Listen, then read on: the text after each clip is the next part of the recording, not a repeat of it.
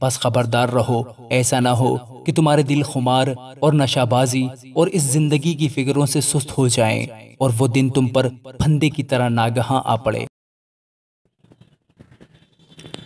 خداوند کے زندہ اور پاک کلام میں سے لوکا کی انجیل اس کا 21واں باب۔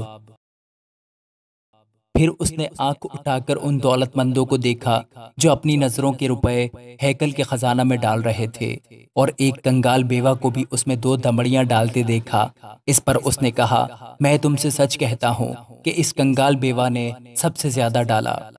کیونکہ ان سب نے تو اپنے مال کی بہتات سے نظر کا چندہ ڈالا، مگر اس نے اپنی ناداری کی حالت میں جتنی روزی اس کے پاس تھی سب ڈال دی۔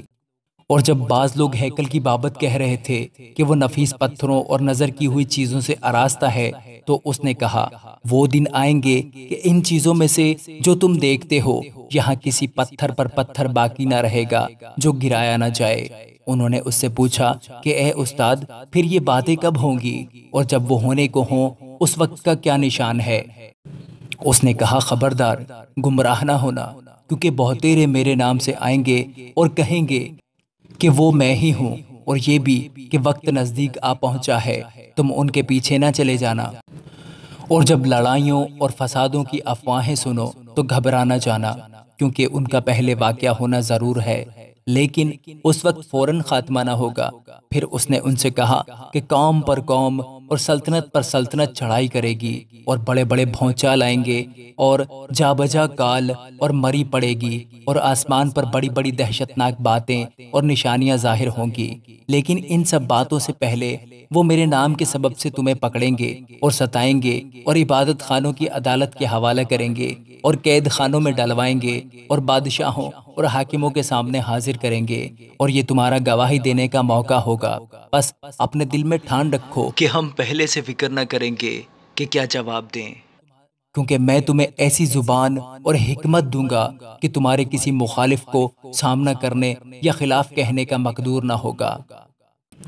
اور تمہیں ماں باپ اور بھائی اور رشتہ دار اور دوست بھی پکڑوائیں گے، بلکہ وہ تم میں سے بعض کو مروا ڈالیں گے، اور میرے نام کے سبب سے سب لوگ تم سے عداوت رکھیں گے، لیکن تمہارے سر کا ایک بال بھی بیکا نہ ہوگا۔ اپنے صبر سے تم اپنی جانیں بچائے رکھو گے۔ پھر جب تم یروشلم کو فوجوں سے گھرا ہوا دیکھو تو جان لینا کہ اس کا اجڑ جانا نزدیک ہے۔ اس وقت جو یہودیہ میں ہوں پہاڑوں پر بھاگ جائیں، اور جو یروشلم کے اندر ہوں باہر نکل جائیں، اور جو دیہات میں ہوں شہر میں نہ جائیں، کیونکہ یہ انتقام کے دن ہوں گے جن میں سب باتیں جو لکھی ہیں پوری ہو جائیں گی۔ ان پر افسوس ہے جو ان دنوں حاملہ ہوں اور جو دودھ پلاتی ہوں، کیونکہ ملک میں بڑی مصیبت اور اس قوم پر غضب ہوگا،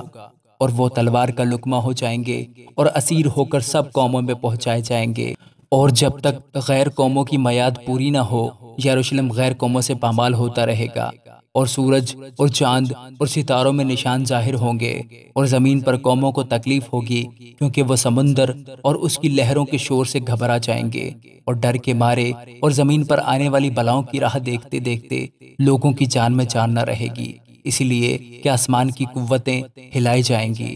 اس وقت لوگ ابن آدم کو قدرت اور بڑے جلال کے ساتھ بادل میں آتے دیکھیں گے، اور جب یہ باتیں ہونے لگیں تو سیدھے ہو کر سر اوپر اٹھانا، اس لیے کہ تمہاری مخلصی نزدیک ہوگی۔ اور اس نے ان سے ایک تمثیل کہی کہ انجیر کے درخت اور سب درختوں کو دیکھو، جو ہی ان میں کونپلیں نکلتی ہیں تم دیکھ کر آپ ہی جان لیتے ہو کہ اب گرمی نزدیک ہے، اسی طرح جب تم ان باتوں کو ہوتے دیکھو تو جان لو کہ خدا کی بادشاہی نزدیک ہے۔ میں تم سے سچ کہتا ہوں کہ جب تک یہ سب باتیں نہ ہو لیں